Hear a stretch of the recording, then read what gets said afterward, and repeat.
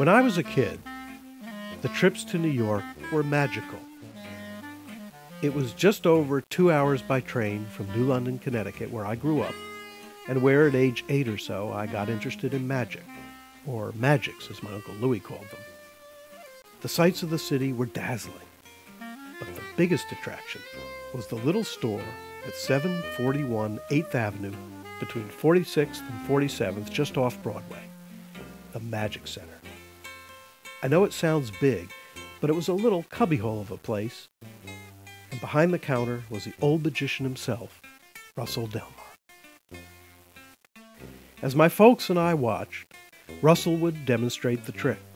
He was a master. In his hands, little miracles took place before our eyes. I'd buy as many as I could. Besides the precious tricks, I'd leave with catalogs from the Magic Center and other places. They were pretty much like Bibles to me, and I was their scholar. I sat for countless hours staring at the pictures and reading descriptions of tricks. Ah, those exotic names.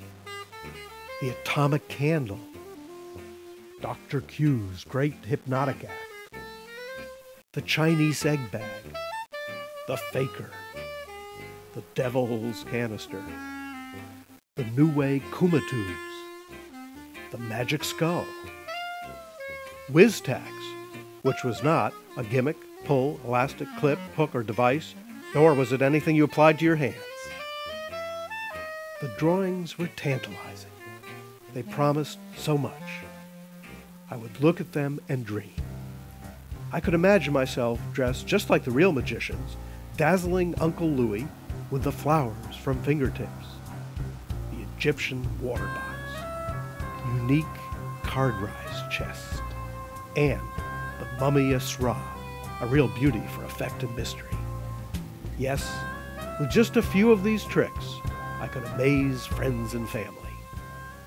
Since he knew us, Russell didn't mind when, once in a while, when I'd saved up some money, I'd pick up the phone and call the Magic Center.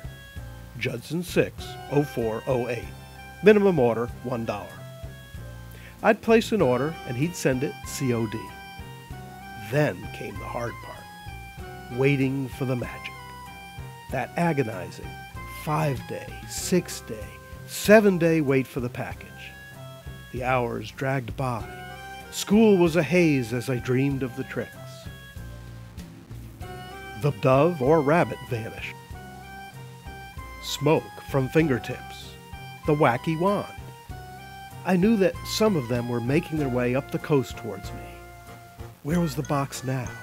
Now! Staring at the map, wondering, was how I learned geography. At home, around 4 o'clock, delivery time, I'd hear a truck outside, run to the window, hoping it would be UPS. If it wasn't, I was doomed to another day of waiting for the magic.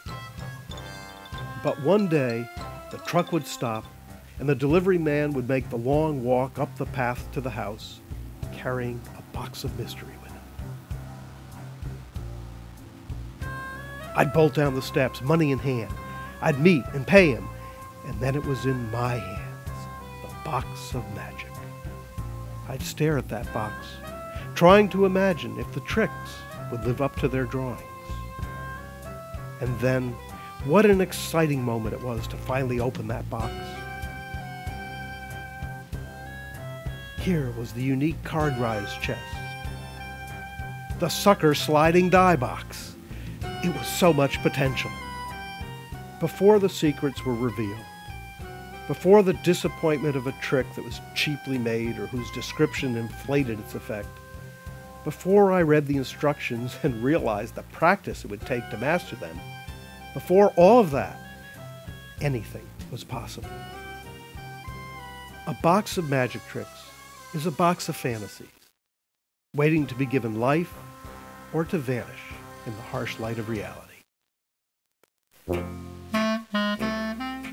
45 years later, I still order magics from time to time, and the ritual unfolds as it has since childhood. I have the agonizing 1-day, 2-day wait until the FedEx guy shows up walking down the path to my house, carrying a box of mystery with him. And the moment when I first open the package and peek inside is still one of wonder and excitement. I'm a little kid again, poised in that sweet spot between fantasy and reality. At that moment, anything is possible. I might even amaze friends and family. Russell and Uncle Louie would be proud of me.